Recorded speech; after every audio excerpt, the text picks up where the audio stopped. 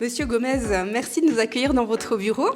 Bonjour. Bonjour. Pour les Genevoises et les Genevois qui ne vous connaissent pas encore, qui êtes-vous en 2 mots? Il se trouve que cette année, encore jusqu'à la fin de ce mois, je suis le maire de la ville de Genève. Ça, c'est la première des choses. Depuis 4 ans maintenant, je suis conseiller administratif en charge des finances, mais également de tout ce qui concerne les objectifs de l'agenda 21, c'est-à-dire les politiques d'égalité, d'inclusion.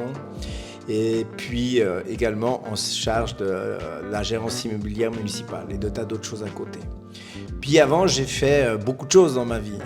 Et je suis un enfant d'émigré. Je suis arrivé de manière définitive ici à l'âge de 14 ans, en provenance du nord-ouest de l'Espagne, une région qu'on appelle la Galice, que beaucoup de Paquisards connaissent, du reste, parce qu'il y a beaucoup de Galiciens au Paquis. J'avais fait déjà des séjours en Suisse et je venais régulièrement voir mes parents pendant les vacances et j'ai fait mes écoles entre 5 et 8 ans. Je dis souvent cela parce que ça explique également le fait que je n'ai pas d'accent quand je parle français. Et on m'interroge, je dis, c'est bizarre, vous n'avez pas d'accent. Ouais. Donc voilà, ça s'est très rapidement brossé un peu mon parcours. Merci. Vous organisez les banquets urbains. Quel est le but de cet événement? Bon, il est multiple. D'abord, j'ai toujours été fasciné par ce qui se faisait au XVIIIe et XIXe siècle, qui étaient ces rencontres de la citoyenneté qu'on appelait les banquets républicains et avant cela les banquets révolutionnaires pendant les époques révolutionnaires. Quelque chose d'historique alors. Absolument, j'adore l'histoire. Et ces banquets servaient pour réunir les gens autour d'une tablée et de discuter des problèmes du moment. C'est pour ça qu'on les appelait aussi banquets républicains. C'est à ce moment-là l'arrivée de tout le débat de la révolution radicale qui aura lieu entre autres à Genève. Et donc il me semblait que c'était, avec les défis que nous avons aujourd'hui, qui sont multiples, eh bien un endroit idéal pour à nouveau prendre possession de nos rues. On vient d'en faire un tout récemment, c'est le 4e ou le 5e aux Acacias. C'était magnifique parce que les gens ont pris possession de la rue et surtout les enfants. Voir jouer les enfants dans la rue en toute liberté et en toute sécurité, ça a été un moment magnifique. Donc vous voyez, c'était multiple. Et pour nous, le débat principal, évidemment, c'était l'urgence climatique. Oui. Et on voulait profiter de ces banquets pour parler de l'alimentation. Oui. Et puis également les droits de l'homme. Dans ces banquets, évidemment, on nous parle également de notre démocratie, de qu'est-ce qu'est la Suisse, et puis les avantages que nous avons et le respect des droits de l'homme qui est une valeur cardinale de notre pays. Comment avez-vous choisi les quartiers qui y participent ? Bon, on a utilisé plusieurs critères. D'abord, l'opportunité à un moment donné. Est-ce qu'il y avait une fête? Est-ce qu'il y avait également un événement particulier? Ensuite, nous avons essayé d'avoir une grande diversité. Et donc, de regarder au sein de la ville, il y a des quartiers qui sont plutôt avec beaucoup de canopées, c'est-à-dire très ombragés. Ce sera le cas de la prochaine qui aura lieu à Champel. Et puis des quartiers qui connaissent moins de canopées et qui aujourd'hui souffraient énormément de la chaleur et de la canicule. C'est le cas évidemment au Paquis, qui est l'un des quartiers qui a le moins de canopées, 6%, alors que la moyenne de la ville est autour des 21% de canopées. Et puis également de sa configuration sociologique en quelque sorte, puisque les droits de l'homme pour nous c'est quelque chose d'important, dans une ville qui se veut accueillante, qu'il y ait également une diversité à un moment donné de population dans ces quartiers. D'accord. Et donc, qui dit banquet dit nourriture. Et d'où va provenir la nourriture locale, cuisinée? Ça, c'est une des conditions pour nous fondamentales. Évidemment, nous voulons favoriser les productions non carnées, mais il y a eu des banquets avec de la viande, pour parler, mais toujours de la production locale. Pour nous, c'est extrêmement important. Nous sommes un canton qui produit des aliments de qualité, des produits maraîchers importants, mais aussi des produits carnés qui sont peu aujourd'hui consommés dans notre canton. Et donc, c'est la production locale que nous voulons mettre en exergue. Alors, monsieur le maire, quel est votre lien avec les Paquis ? Oh, comme tout Genevois, hein, c'est un quartier très populaire, c'est un quartier à la cuisine exotique et diverse, c'est un quartier festif et puis c'est un quartier du bord du lac. Il fait partie du cœur quasiment de la ville. Moi je suis évidemment plutôt rive gauche puisque j'habite plutôt dans le quartier des Eaux Vives ou alors j'habitais quand j'étais plus jeune dans la vieille ville, sauf une petite incursion pendant quelques années à Mérin où j'ai habité avec mes parents là-bas.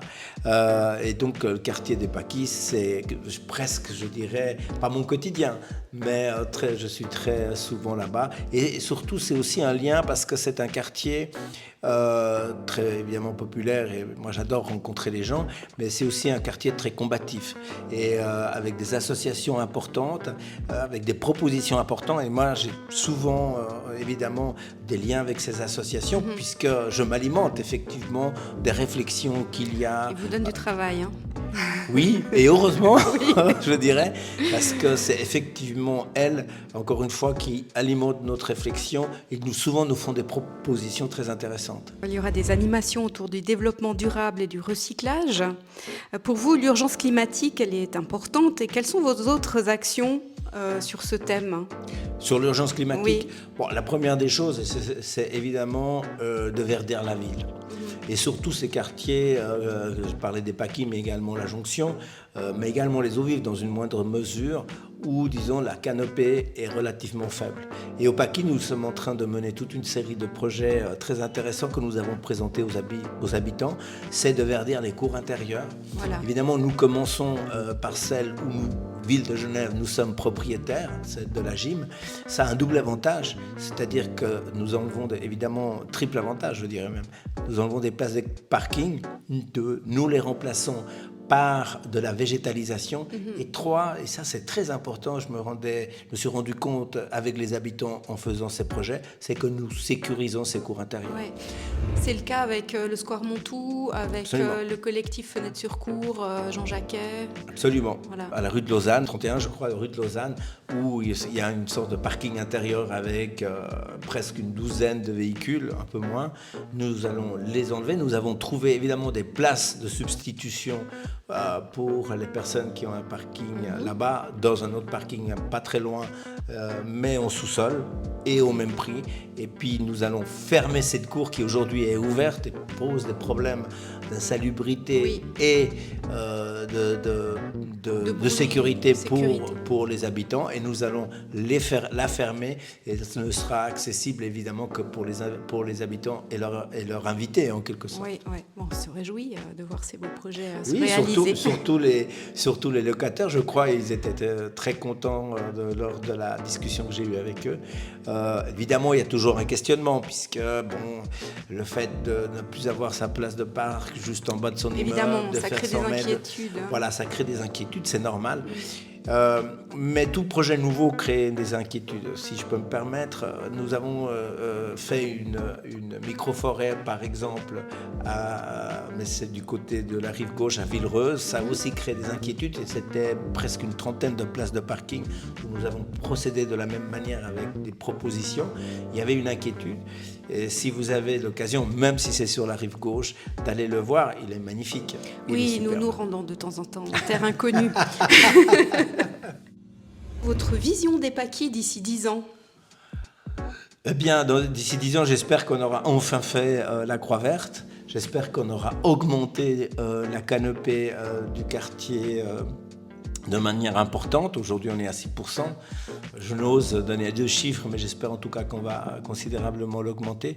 Et puis surtout, et c'est le problème le plus important, et c'est une des préoccupations du conseil administratif, les problèmes de sécurité, les problèmes de drogue, surtout qui nous inquiètent énormément et avec lesquels nous sommes en constante demande et discussion avec le canton. Oui. J'espère que ça sera un quartier apaisé également au niveau de la circulation qui encore aujourd'hui est quand même importante dans ce quartier. J'espère qu'avant 10 ans, on verra une amélioration encore plus nette que ce que l'on a vu ces dernières années.